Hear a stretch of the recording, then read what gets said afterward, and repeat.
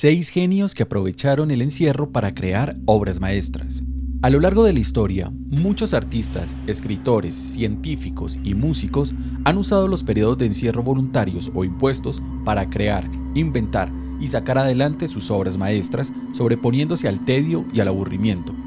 Estos son algunos ejemplos. Isaac Newton.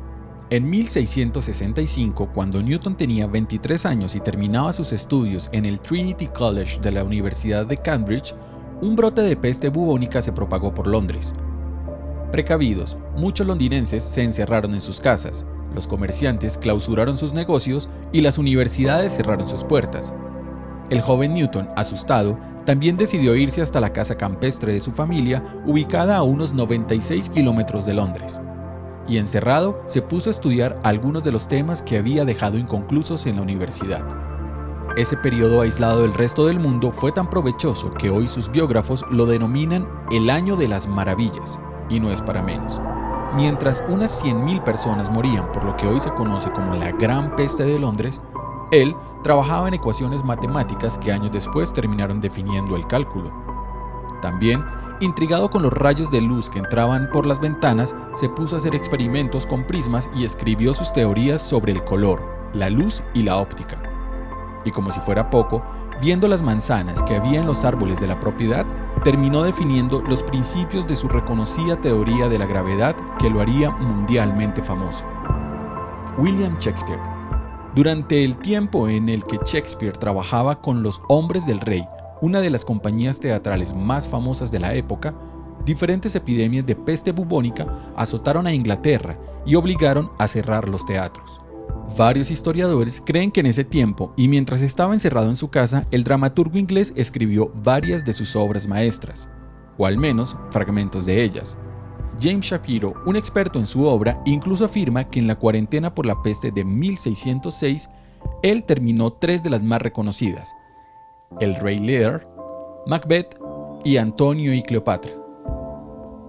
Vincent Van Gogh. Van Gogh hizo La Noche Estrellada, la pintura que muchos consideran su obra maestra, cuando estaba encerrado en un sanatorio a donde fue voluntariamente por sus problemas mentales justo después de quitarse una oreja. Nicolás Maquiavelo. Maquiavelo escribió su obra maestra en confinamiento. En este caso, sin embargo, no fue por causa de una peste, una epidemia ni un fenómeno natural, sino por cuestiones políticas. En 1512, los Medici llegaron al poder en Florencia y luego de arrestarlo y torturarlo, lo mandaron al exilio.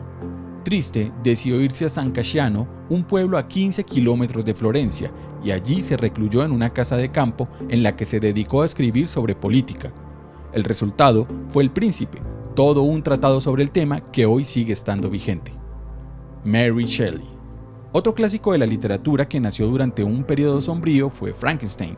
En 1816, cuando Mary Shelley tenía 19 años, la erupción del volcán Tambora y algunos fenómenos climáticos generaron una disminución de la temperatura global y una escasez de alimentos en el hemisferio norte.